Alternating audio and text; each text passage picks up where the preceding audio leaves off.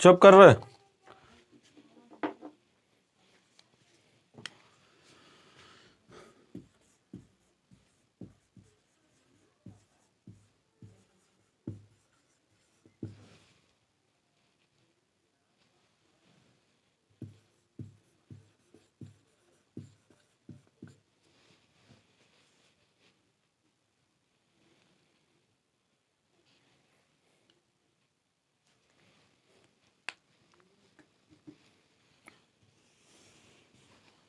अब मत बोलियो।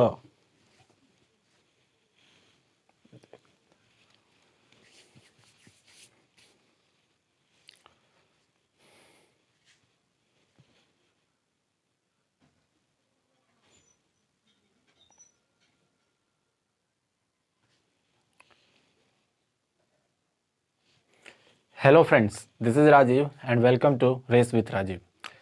डिस्कस करेंगे इंडस वैली सिविलाइजेशन के पार्ट 2 के बारे में। इससे पहले हम लोगों ने डिस्कस किया है सिंधु घाटी सभ्यता के पहले पार्ट को, जिसमें हमने बताया कि सिंधु घाटी सभ्यता कब और कहां से विकसित हुई थी और उससे संबंधित उसके विस्तार क्या थे, किस आकार का था, इसकी खोज किसने की, इसका सर्वेक्षण किसने किया, इसकी जानकारी किसने दी और बहुत सी चीज़ों के बारे में हमने डिस्कस किया था। आई होप कि आपने उस चीज़ को एंजॉय किया होगा और बेहतरीन ढंग से समझा होगा। अगर आपने उस वीडियो को नहीं देखा है तो प्लीज़ उस वीडियो को पहले देख लीजिए, उसका लिंक आपको डिस्क्रिप्शन में मिल जाएगा। क्योंकि जब तक आप उस वीडियो को नहीं देखेंगे, जो सेकंड पार्ट इसका आज मैं आपको बताऊंगा वो आपको समझ में जल्दी नहीं आएगा, क्योंकि जो सेकंड पार्ट है वो फर्स्ट पार्ट से ही संबंधित है। तो आई होप कि सबसे पहले आपको वो चीज़ें देख लेंगे।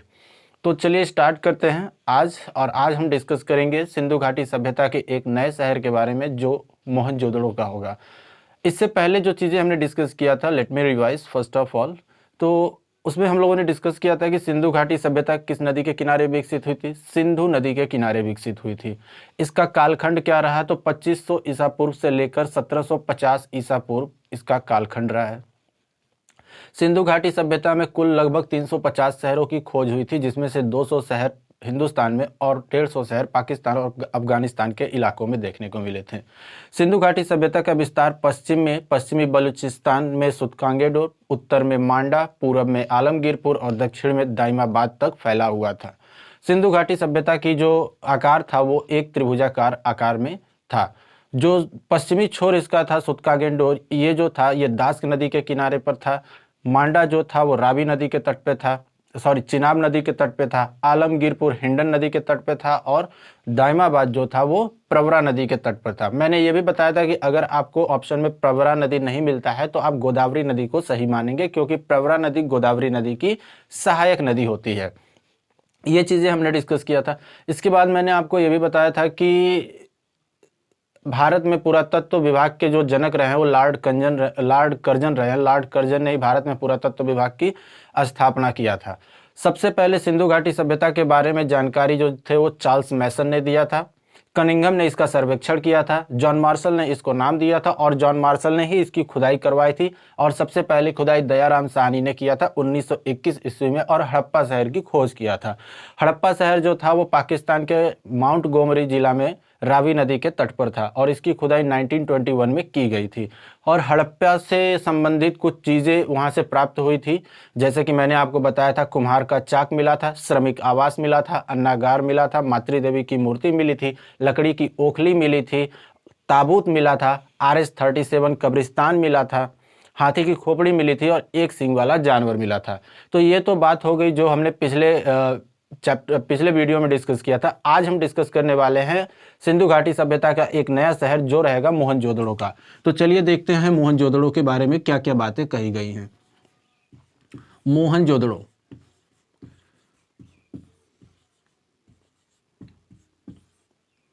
मोहनजोदड़ो पर एक मूवी भी आई हुई है।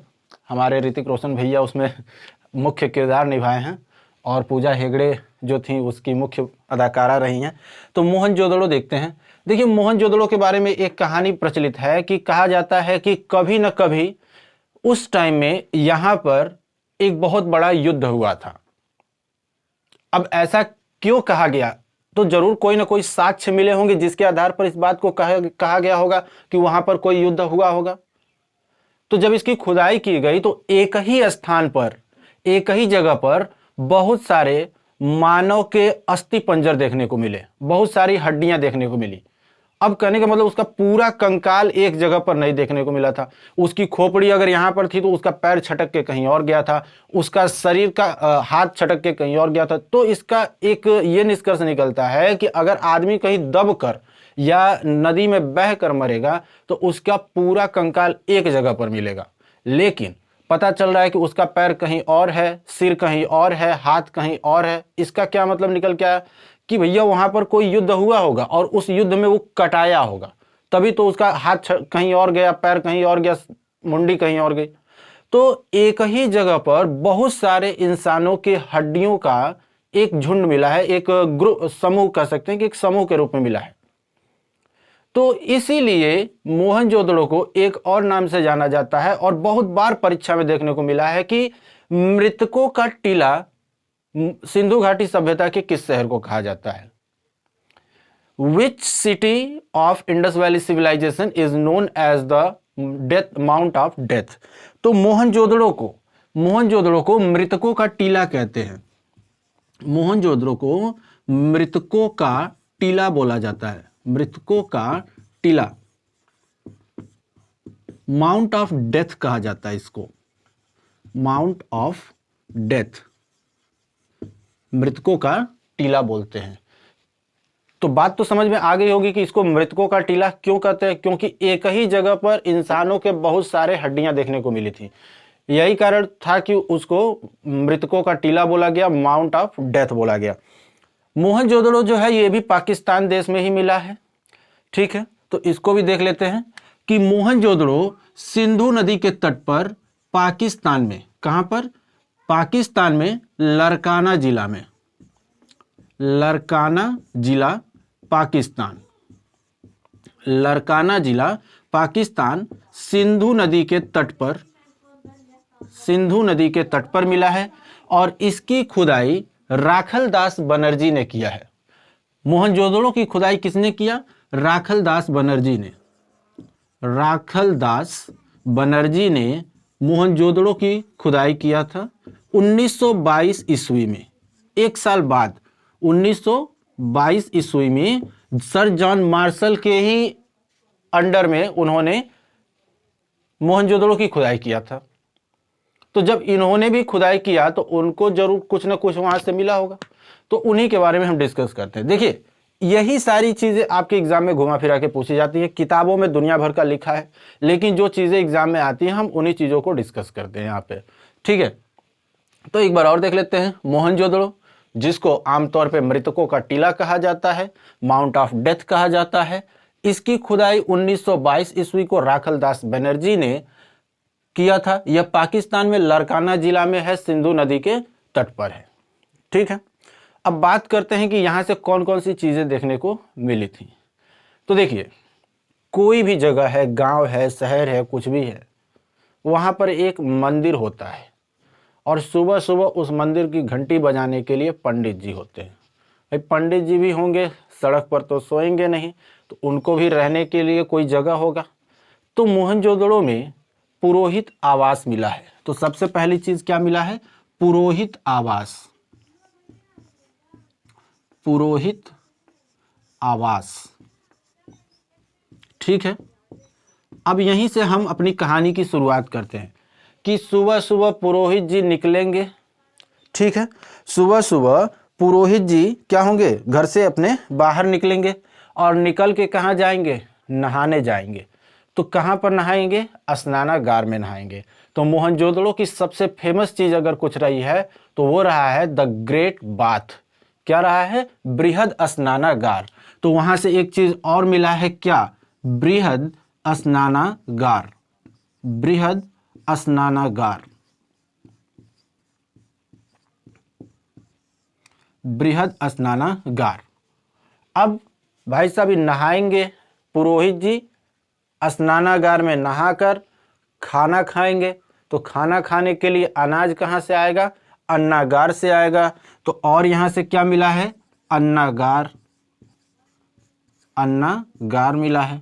अन्नागार से निकल के ये खाना खाएंगे और खाना खाने के बाद पानी भी तो पिएंगे। ऐसा थोड़ी ना होता है खाना खा लिया, खाना खाने के बाद खेत में चल के काम करने। खाना खाता है आदमी, हाथ मुंह धोएगा, पानी पिएगा, तो पानी कहाँ से पिएंगे? जिस स्नानागार में नहाए थे उसमें से नहीं, कुएं से पानी पिया जाता है। उस समय हम लोग की तरह समरसेबल थोड़ी ना होता था, बटन दबाया पानी आ गया, ना ही कोई आरओ का पानी होता था बोतल में मिल जाए पी ले। ठीक है, तो ये कुएं का पानी पीते थे। तो क्या मिला है? कुआं मिला है। क्या? कुआं। ठीक है, क्या देखने को मिला है? कुआं देखने को मिला है। अब कुआं से पानी पी लिए।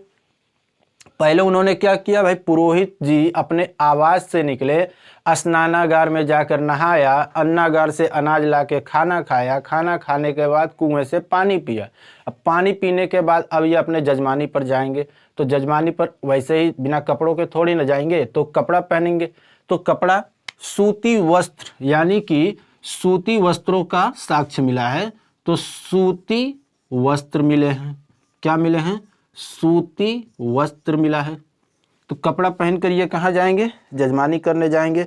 सूती वस्त्र यानी कपास के साक्ष्य देखने को मिले हैं। ठीक है, अब ये जहाँ जा रहे हैं उनके जाने के लिए चौड़ी चौड़ी सड़कें बनाई गई हैं। मैंने आपको पहले ही बताया था कि सिंधु घाटी सभ्यता एक नगरीय सभ्यता थी, और नगरीय सभ्यता होने के कारण वहाँ की सड़कें सीधी होती थी, मुख्य सड़कें चौड़ी हुआ करती थी। तो हमारे पुरोहित जी चौड़ी सड़क पकड़ के अपने जजमानी पर जाएंगे। तो क्या देखने को मिला है? चौड़ी सड़कें। मोहनजोदड़ो से और कौन सी चीजें मिली हैं? चौड़ी सड़कें देखने को मिली हैं। अब ये सड़क से जाएंगे तो रास्ते में पहले मंदिर का घंटा बजाएंगे, उसके बाद ही कहीं जाएंगे।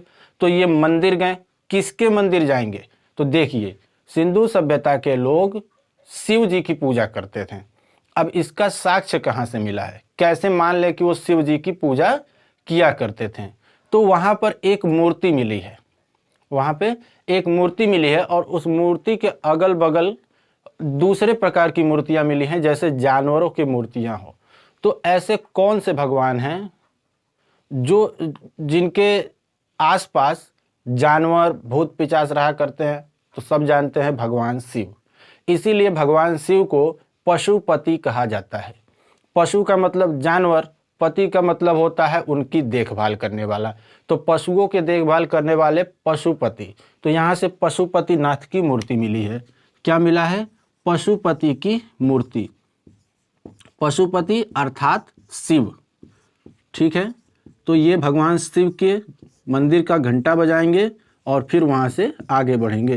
तो पशुपति की मूर्ति मिली है। क्या मिला है? पशुपति की मूर्ति।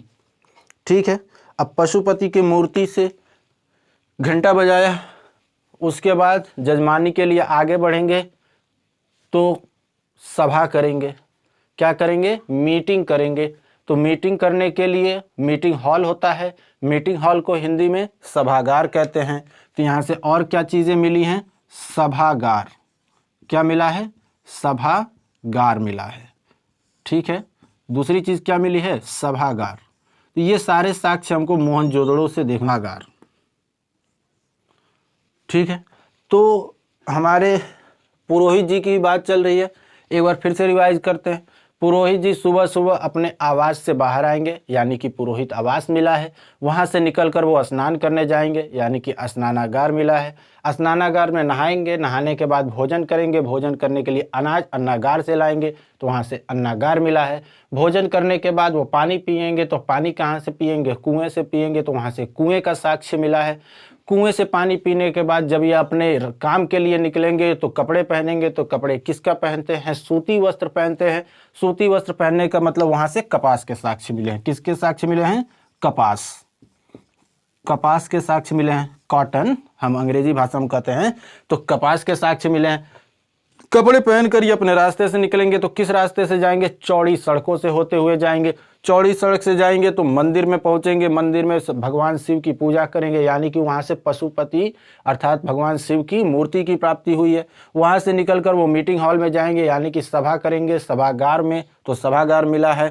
फिर दिन भर का इनका काम हो गया। बेचारे पुरोहित थके हारे आएंगे, कहाँ जाएंगे? क्लब में जाएंगे। क्लब में जाकर क्या करेंगे? नाचेंगे, जरूर नाचेंगे। तो नाचेंगे तो वहां से नृत्य करती हुई, नाचती हुई महिला की मूर्ति मिली है। तो नृत्य करती हुई या कह सकते हैं नर्तकी की मूर्ति, क्या मिला है? नर्तकी की मूर्ति, नर्तकी की मूर्ति, नर्तकी की मूर्ति मिली वहां से,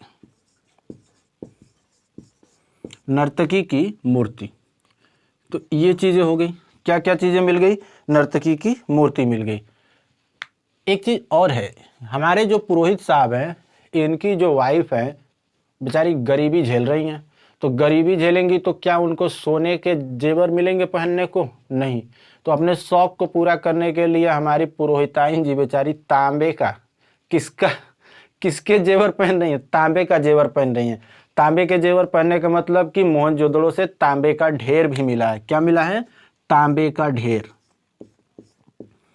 तांबे का ढेर। अच्छा, एक बात हमको बताइए कि मानव जो था, पूरा पाषाण काल का जो मानव था, वह किस प्रकार के धातु से परिचित था?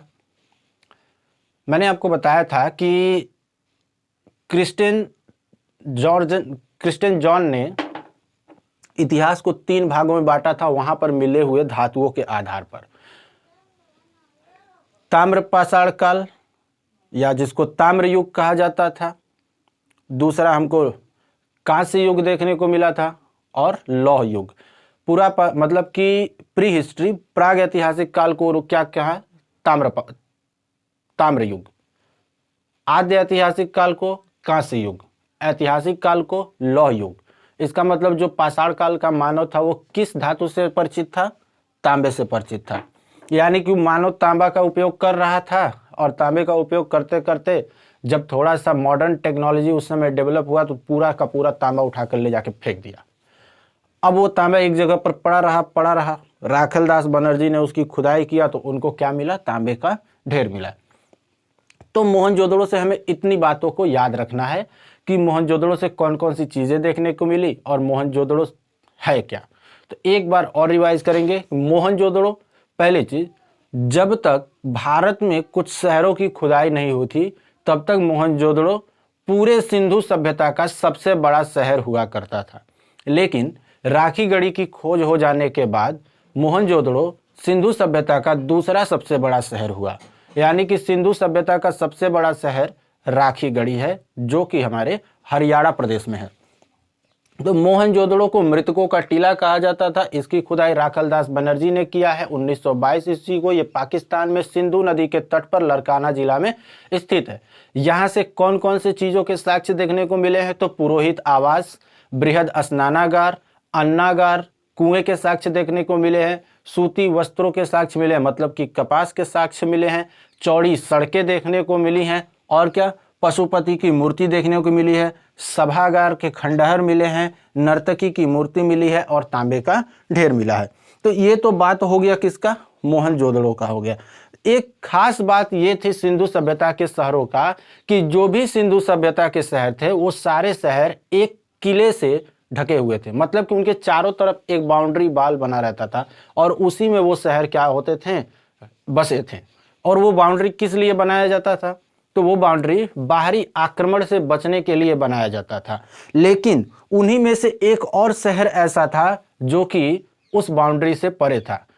ठीक है, एक और शहर था जिसके चारों तरफ कोई भी घेरा नहीं बनाया गया था, मतलब कि वो दुर्ग रहित था। कैसा था? दुर्ग रहित। तो अगला जो शहर मिला वो चन्हूदड़ो, जिसका नाम था चन्हूदड़ो। और चन्हूदड़ो जो था एक दुर्ग रहित शहर था। अभी उसका भी कारण देखेंगे कि क्यों चन्हूदड़ो जो था वो दुर्ग रहित शहर था।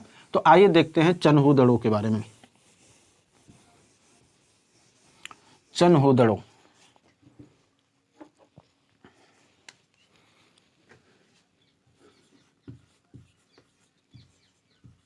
चन्हूदड़ो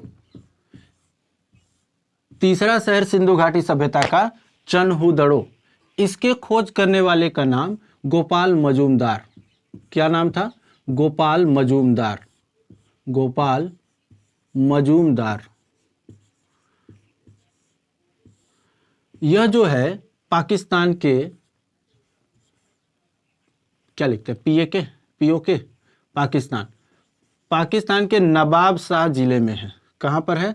नवाब शाह जिला, नवाब शाह जिला पाकिस्तान, नवाब शाह जिला पाकिस्तान। ठीक है, नवाब शाह जिला पाकिस्तान। किस नदी के तट पे है? सिंधु नदी। ये भी किस नदी के तट पर है? सिंधु नदी के तट पर है। सिंधु नदी के तट पे चन्हुदड़ो। देखिए क्यों मैंने कहा कि चन्हुदड़ो जो था वो दुर्ग रहित था, क्योंकि यह एक तरीके से बाजार लगता था। यहाँ पे क्या लगता था? बाजार लगता था। ठीक है, अब भाई बाजार लगेगा तो चारों ओर दुकान होगा, तो उस दुकान, अब कहने का मतलब क्या, अभी मैं दिखाता हूँ आपको। ये कहाँ फंस रहा है यार। देखिए अगर मैं कहूँ यहाँ पर कोई शहर है, ऐसे शहर बना दिया इस तरीके से, और इसके चारों तरफ एक दुर्ग बन गया, मतलब कि घेरा बन गया। मार्कर की स्याही भी खत्म हो गई। चलिए आगे बढ़ते हैं, मार्कर में स्याही थोड़ा सा डाल देते हैं। आइए देखते हैं आगे और बात करते हैं चन्हुदड़ो के। तो जैसा कि मैं कह रहा था कि ये दुर्ग रहित था। इसके दुर्ग रहित होने का कारण क्या था? जैसे कि मैं कहूँ कि ये इसका शहर है, चन्हुदड़ो का ये क्या है? शहर है, और ये एक दुर्ग से घिरा है। किसी एक साइड से क्या होता है? ये दुर्ग खुलता है, तो यहाँ पर बाजार लगता था, दुनिया भर की चीज़ें यहाँ पर बिकती थी। तो अगर किसी व्यक्ति को इस साइड से ज़रूरत पड़ेगा इधर से, तो क्या ऐसे घूम कर जाएगा? उस समय हायाबुसा, पल्सर वल्सर गाड़ी थोड़ी चलता था। यहाँ से घूम के ऐसे जाता, 8 दिन लगता उसको जाते हुए, है कि नहीं? इधर से घूम के जाता, 8 दिन लगता। फरारी थोड़ी न थी उस समय, बैलगाड़ी से आता था। वो बैलगाड़ी से जाता, उसको 8 दिन लग जाता, हट हट करते हुए पहुँचते हुए। तब यही कारण था कि यहाँ पर क्या होता था? बाजार लगता था, मार्केट लगता था। तो मार्केट लगने के कारण जिसको जिधर से ज़रूरत पड़ती थी उधर से ही घुस जाता था, अपना बाजार वगैरह करता था, करके घर चल जाता था। अब इधर से ज़रूरत पड़ती, इधर से घुस गया, इधर से ज़रूरत पड़ा, इधर से घुस गया, इधर से ज़रूरत पड़ा, इधर से घुस गया। ठीक, यही कारण था कि चन्हुदड़ो जो था वो दुर्ग रहित शहर था, और ये पूरे सिंधु सभ्यता का एकमात्र शहर था जो कि दुर्ग रहित था। मतलब कि इसके चारों तरफ कोई भी चारदीवारी नहीं थी। चन्हुदड़ो नवाब शाह जिला सिंधु नदी के तट पर पाकिस्तान देश में है। इसकी खोज गोपाल मजूमदार ने किया। अब चलिए देखते हैं यहाँ से कौन कौन सी चीज़ें देखने को मिली। यहाँ से सबसे ज़्यादा महिलाओं से संबंधित चीज़ें देखने को मिली। अब महिला लोगों की संबंधित चीज़ें जैसे कि काजल हो गया, लिपस्टिक, कान की बाली, गुड़िया, सुई धागा, ये सारी चीज़ें यहाँ से देखने को मिली। तो उन्हीं चीज़ों के बारे में डिस्कस करेंगे। क्या देखने को मिला? पहली चीज़, फीमेल से संबंधित चीज़ें, फीमेल से संबंधित चीज़ें,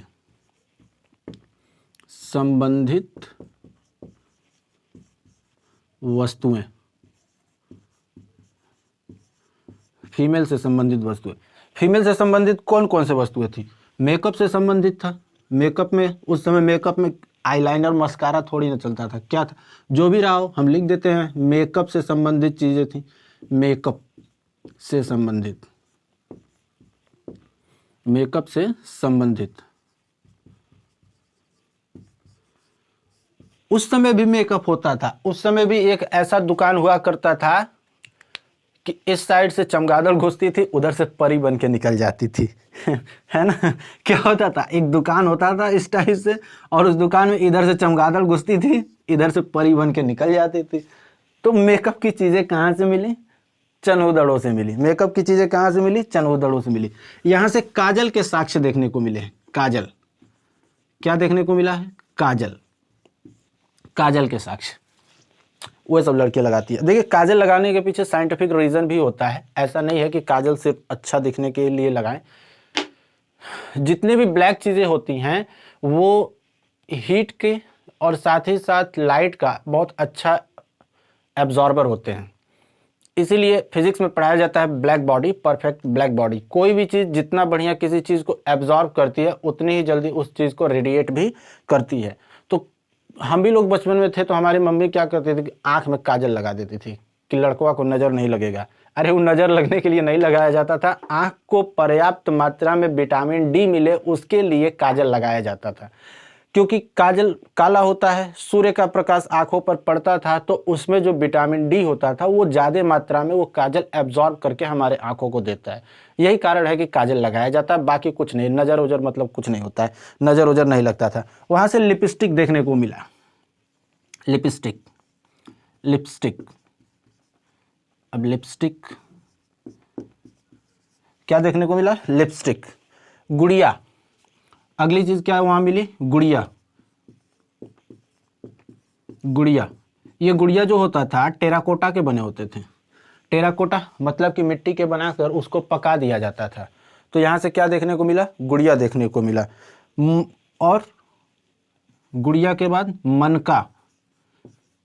मनका मैंने आपको बताया था जब पहली हिस्ट्री की क्लास थी कि मनका किसको कहते थे। तो मनका मिट्टी के बने हुए घड़े होते थे, ठीक है। तो उस समय उसको मृतभांड कहते थे। जब इसको पका दिया गया तो इसको मनका कहा गया और यहाँ से रंगीन मनका देखने को मिला। कैसा? रंगीन, रंगीन मनका आज भी देखने को काफ़ी मिलता है। शादी विवाह के टाइम में क्या होता है कि जो घड़े या मटके होते हैं उसको लोग सिंदूर से, हल्दी से और भी दुनिया भर की चीज़ें मिलाकर उसको डेकोरेट कर देते हैं। तो क्या देखने को मिला वहाँ से? मनका, ठीक है। मनका मीन्स मटका देखने को मिला। सुई धागा के साक्ष्य मिले हैं। सुई धागा, सुई धागा। उस समय स्टील के सुई नहीं हुआ करते थे, उस समय स्टील के सुई नहीं होते थे। उस समय जानवरों के हड्डियों से बनाए जाते थे सुई। और धागा इस समय की तरह रील में नहीं मिलते थे, वो अलग टाइप के कपास के बने हुए धागा होते थे। तो वहाँ से क्या देखने को मिला? सुई धागा देखने को मिला।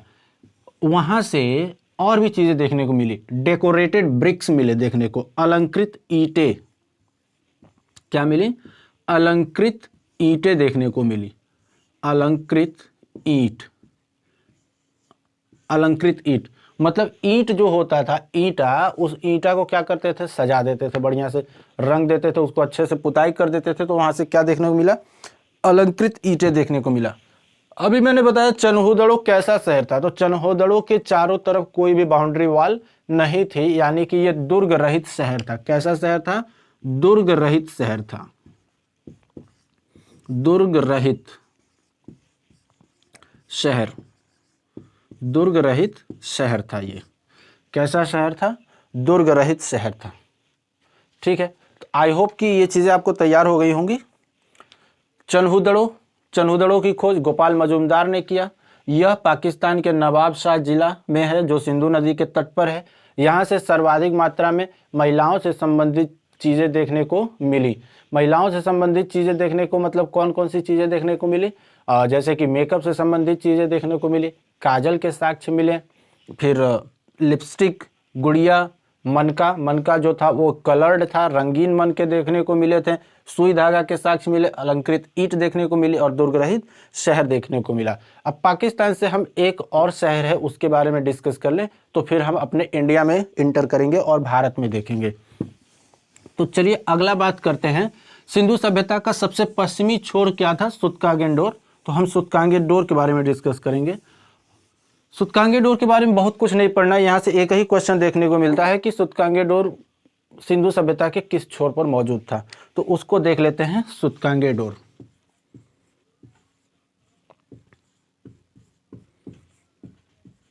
सूतकांगेडोर, सूतकांगेडोर किस नदी के तट पर है? दास्क नदी के तट पर। किस नदी के तट पर? दास्क नदी। इसकी खोज किसने किया था? तो इसकी खोज ओरेंस्टाइन ने किया है। ओरेंस्टाइन ने, इसकी खोज ओरेंस्टाइन ने किया था। इसकी खोज ओरेंस्टाइन ने किया। इसकी खोज किसने किया? ओरेंस्टाइन ने किया। यह जो था सिंधु सभ्यता का सबसे पश्चिमी छोर था। कैसा छोर था? सबसे पश्चिमी छोर था। सबसे पश्चिमी छोर था। सबसे पश्चिमी छोर मैंने आपको दिखाया भी था कि जो, एक बार फिर से देख लीजिए, ये हमारा पाकिस्तान हुआ करता था। तो पाकिस्तान का जो सबसे पश्चिमी छोर था जिसको हम आज के टाइम में बलूचिस्तान कहते हैं, और बलूचिस्तान वाले हमारे इमरान खान को बहुत ज़्यादा पसंद नहीं करते हैं। ठीक है। तो उनको चाहिए कि भारत से मदद मांगे और भारत को भी चाहिए कि अपनी सेना घुसा के उनको पीट पाट के किनारे कर दे। तो यही सबसे पश्चिमी छोर पाकिस्तान का रहा बलूचिस्तान, और यहीं पर क्या है, सुतकांगे डोर है, और सुतकांगे डोर में दास्क नदी बहती है और दास्क नदी के तट पे मौजूद है। तो आई होप कि सिंधु घाटी सभ्यता से जुड़े हुए जो भी पाकिस्तान में शहर थे उनको हमने डिस्कस कर लिया है। अगले वीडियो में हम उन शहरों को डिस्कस करेंगे जो भारत में पाए गए। तो आई होप कि आपने इसको एंजॉय किया। अगर आपको वीडियो पसंद आए तो प्लीज़ वीडियो को लाइक करिएगा, दोस्तों को शेयर करिएगा। अगर आप चैनल पर नए हैं तो सब्सक्राइब करना मत भूलिएगा। हम मिलेंगे अगले वीडियो में कुछ अगले क्वेश्चंस के साथ। तब तक बने रहिए रेस विथ राजीव के साथ।